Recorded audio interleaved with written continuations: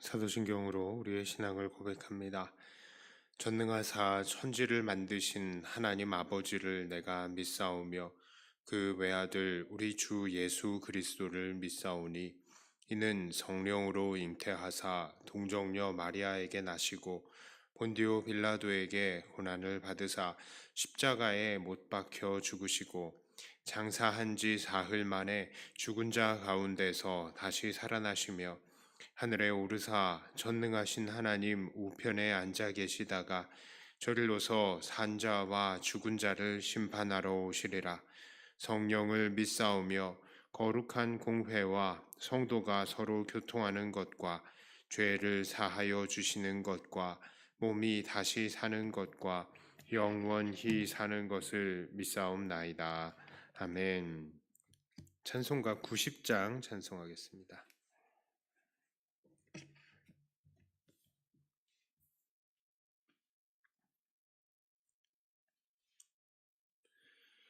주 예수 내가 알기 전 날 먼저 사랑했네.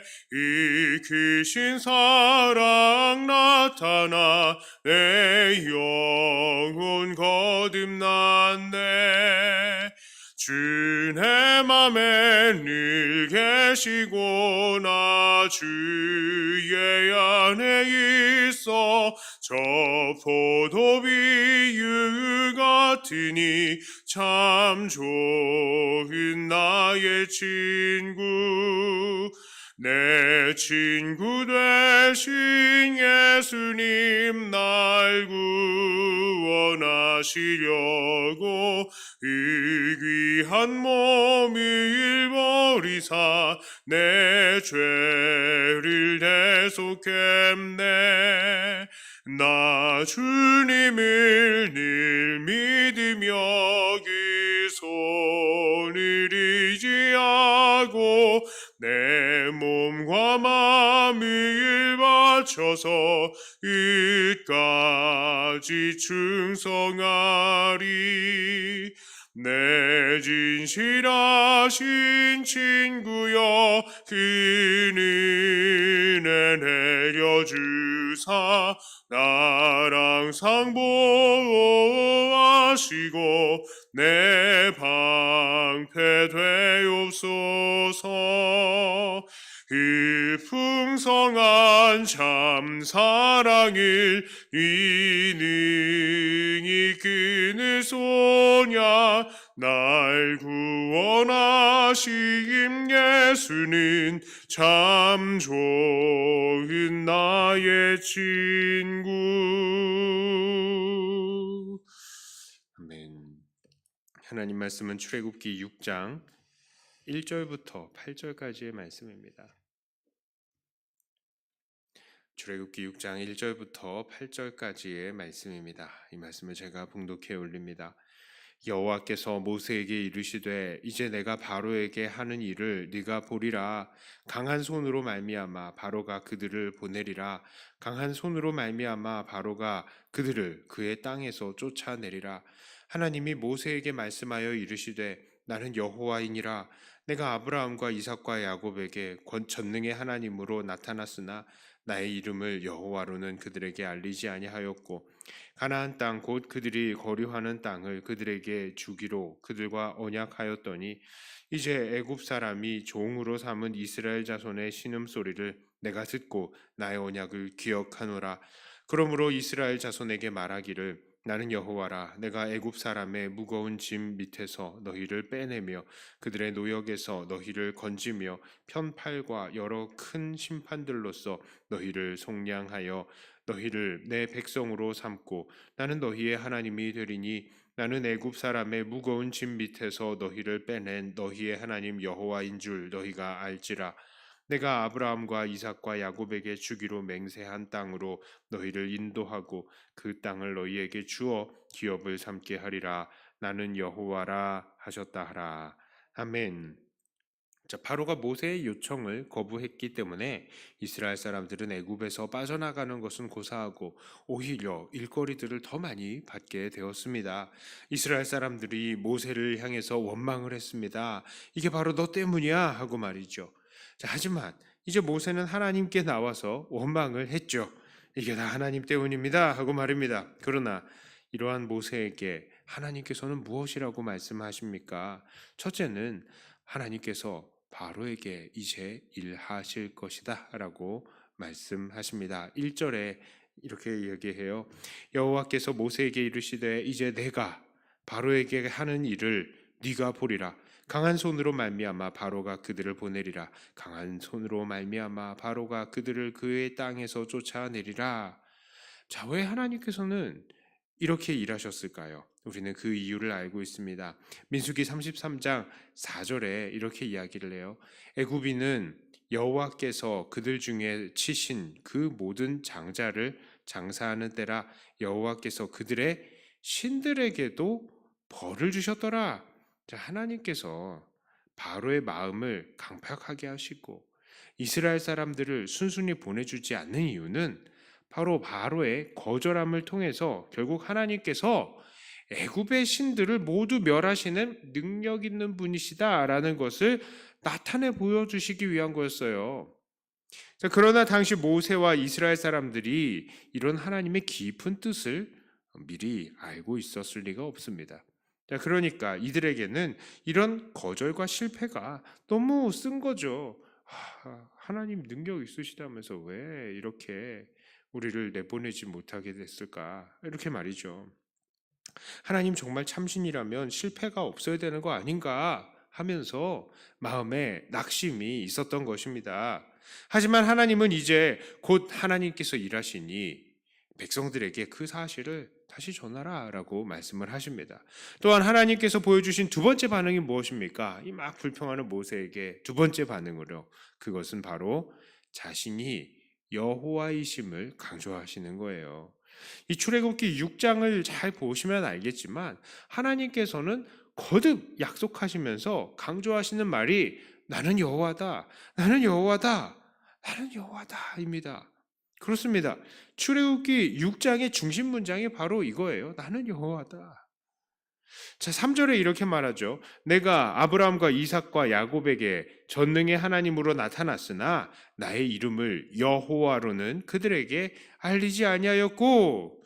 자, 하나님께서 이스라엘 사람들 이 조상들에게는 전능의 하나님으로 나타났지만 그 이름을 여호와라 알리지 않았다. 이게 무슨 말입니까?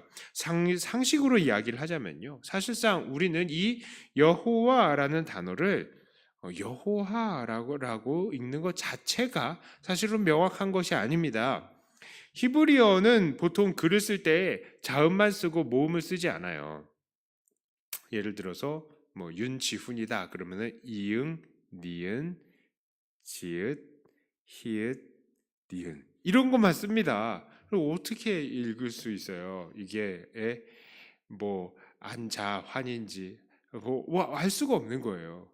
예. 자, 그런데 히브리어 이렇게 여호와 그래서 원문 성경에서 여호와라는 단어를 쓸 때에는 우리말로 치면은 이응, 히읗, 이응 이것만 써놓은 겁니다. 그리고 이거를 처음에도 함부로 부르지 못했던 거예요. 귀중한 이름이었으니까. 게다가 이것을 귀중한 하나님의 이름이라고 해서 성경을 필사하는 사람들도요. 성경 막 베껴 쓰다가 하나님 나오면요. 하나님이란 단어를 나와도 일단은 펜을 꺾고 다른 펜 가지고 이렇게 딱 써요.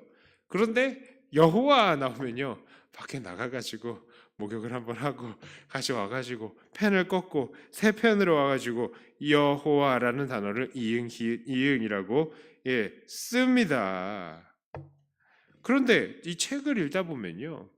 이 부분을 읽기는 읽어야 되는데 하나님의 이름을 감히 부를 수도 없고 또 도저히 어떻게 부를지 알 수가 없어서 이 주님이라는 뜻을 가진 아도나이라는 단어에 모음을 빌려가지고 이 이응에 붙인 겁니다. 그 붙이니까 이게 어떻게 읽혀지냐? 야훼라고 읽혀지는 거예요. 자, 그것을 바로 우리가 이제는 여호와라고 번역하여서 읽고 있는 것입니다. 자, 이렇게 여호와는 그 이름을 어떻게 읽어야 좋을지 모를 정도로 어려워요. 자, 그러나 그 여호와의 이름이 어느 것이 옳게 읽는 것인지 옳게 읽는 방법은 정확하지가 않지만 그래도 명확한 것이 있습니다. 그것은 바로 그 이름의 뜻이에요. 그 이유는 바로 하나님께서 그 뜻을 해석해 주셨기 때문입니다. 출애굽기 3장 14절, 15절 우리 지난번에 읽었었던 부분인데요. 하나님이 모세에게 이르시되 나는 스스로 있는 자 아니라 또 이르시되 너는 이스라엘 자손에게 이같이 이르기를 스스로 있는 자가 나를 너희에게 보내셨다 하라. 하나님이 또 모세에게 이르시되 너는 이스라엘 자손에게 이같이 이르기를 너희 조상의 하나님 여호와 곧 아브라함의 하나님 이삭의 하나님 야곱의 하나님께서 나를 너희에게 보내셨다 하라. 이는 나의 영원한 이름이요 대대로 기억할 나의 칭호이니라. 여호와의 뜻은 바로 스스로 있는 자라는 것입니다. 하나님은 이제 이스라엘 사람들에게 자기를 소개하면서 나는 이전에 너희 조상들에게 나를 그저 전능한 하나님이라고 소개했지만 사실 나는 그냥 전능하기만 한 게 아니야. 이제 나는 제대로 나를 소개할게. 나는 원래부터 존재했던 나는 나 스스로 있는 자야. 나는 지금도 있고 어제도 있었고 오늘도 있고 앞으로도 있어. 나는 스스로 있는 자야. 내가 세상을 창조했고 내가 세상을 다스리는 거야. 그런 내가 바로 너희의 하나님이야 라고 말씀하시는 것입니다. 지금 본문에서 이 하나님께서 이스라엘 사람들에게 정말로 원하고 계신 것이 무엇입니까? 야, 나 스스로 있는 자야. 내가 온 세상 창조하고 다스리고 있어. 그러니까 너희는 지금 너희를 얽매고 있는 이 상황을 두려워하지 마. 내가 반드시 구해줄게. 나 여호와야. 내가 내 이름 걸었어. 이거 말씀하시는 거예요. 그렇습니다. 지금 하나님은 이스라엘 백성을 구원하시기 위해서 나 여호와야 라고 자기 이름을 걸고 있는 겁니다. 이스라엘 백성을 못 구하면 여호와 하나님 아니야 라고 말할 정도로 말이죠. 자, 그렇습니다. 그렇다면 오늘 우리들은 이 말씀을 통해서 우리에게 무엇을 어떻게 적용해야 하겠습니까? 첫째로요, 우리는 모든 고난에는 하나님의 크신 목적이 있음을 먼저 이해해야 하겠습니다. 그렇습니다. 모세와 이스라엘 사람들은요, 당장의 시련에 낙심했어요. 하지만 사실 바로를 강팍하게 하신 것은 하나님의 계획 안에 있었던 것이죠. 그리고 하나님은 그런 일들이 일어나게 하셨습니다. 이 모든 것들은 결국 무엇을 위해서요? 바로 애굽 거기의 신들을 심판하기 위해서였던 것입니다. 그렇습니다. 사람들은요, 하나님의 크신 계획을 이해하지를 못해요. 그래서 오늘날 우리들에게 이런저런 시련이 일어나면 낙심합니다. 좌절해요. 그러나 우리는 낙심하지 말아야 합니다. 왜냐? 모든 시련에는 하나님의 크신 계획과 목적이 있기 때문입니다. 그러므로 오늘 우리들은 선을 행하되 낙심하지 말아야 해요. 하나님의 크신 계획이 무엇인지 그저 궁금해하면서 그 안에서 겸손함을 가지고 소망을 품으시기를 바랍니다. 자, 두 번째로요. 우리는 영원히 스스로 계시는 여호와 하나님을 믿고 의지해야 합니다. 하나님은 그의 백성들을 구원하시고 인도하시기 위해서 스스로 있는 자라는 여호와의 그 위대하신 이름을 거셨어요. 그렇습니다. 하나님의 백성들은요, 절대로 이런 스스로 계신 자, 영원히 계신 자, 하나님의 손을 빠져나올 수가 없는 겁니다. 그런데 이런 하나님의 구원하심과 인도하심의 약속은 오늘날 우리들에게도 그대로 적용이 되죠. 우리도 예수 그리스도 안에서 하나님의 자녀가 되었고 하나님께서는 우리의 삶을 이끄셔서 천국에 들어가시게 하겠다고 늘 우리에게 약속을 주셨기 때문입니다. 특별히 신약 성경에 나오는 이 약속과 관련된 단어들은 제가 늘 강조합니다. 바로 우리에게 천국과 영생을 허락하신다는 것, 그리고 우리들에게 그 보증으로 성령을 주시겠다라는 것에 이 약속이 다 나오고 있다는 것, 우리는 기억해야 합니다. 그런데 이 약속들도 분명히 이루어질 것을 우리는 믿어 의심치 않습니다. 왜요? 하나님은 오늘도 자기 이름의 영광을 위해서라도 우리를 구원하시는 하나님께서 이 여호와라는 그 이름을 걸고 우리를 이끌고 계시는 거예요. 그 이름의 영광을 위해서라도. 그렇다면 우리의 매일의 상태는 어떻습니까? 우리를 인도하시고 이끄시는 이 하나님의 손길을 우리가 누리고 있는 겁니까? 아니면 당장의 눈앞에 여러 가지 장애물로 아이고 이제 우리 어떡하지? 아이고 나 망했구나 좌절하고 있는 것은 아닙니까?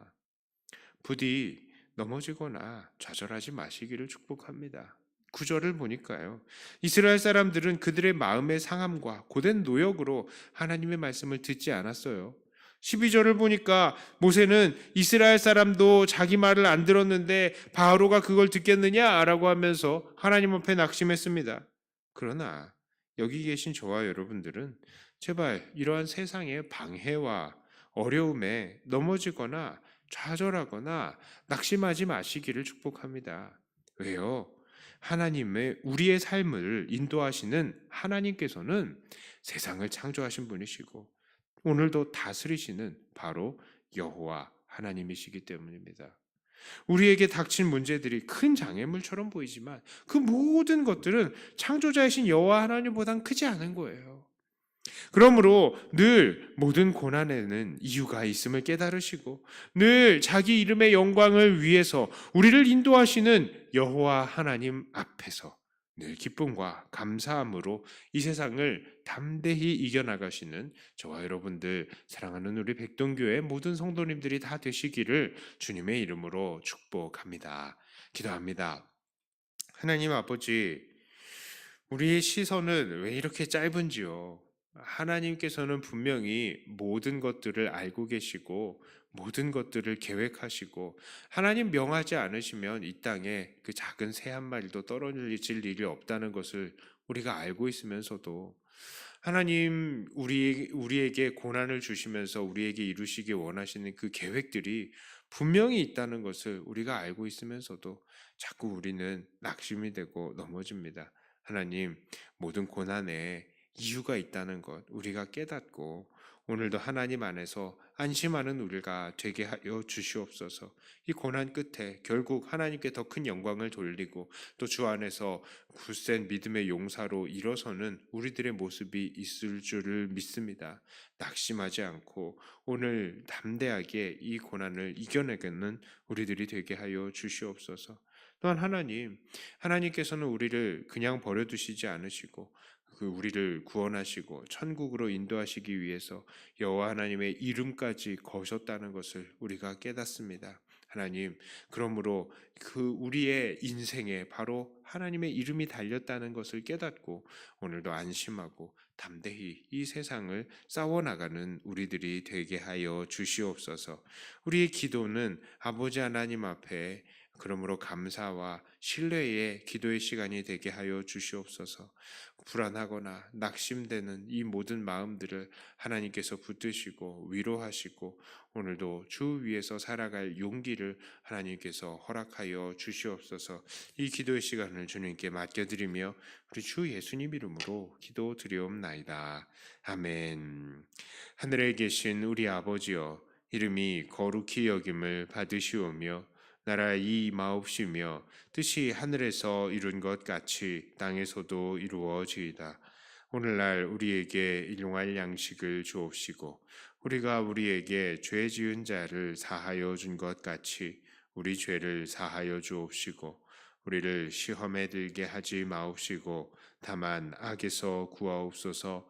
대개 나라와 권세와 영광이 아버지께 영원히 있사옵나이다. 아멘. 하던 말씀 가지고 또 교회를 위해서 기도하시고 각자 가지고 나오신 기도 제목으로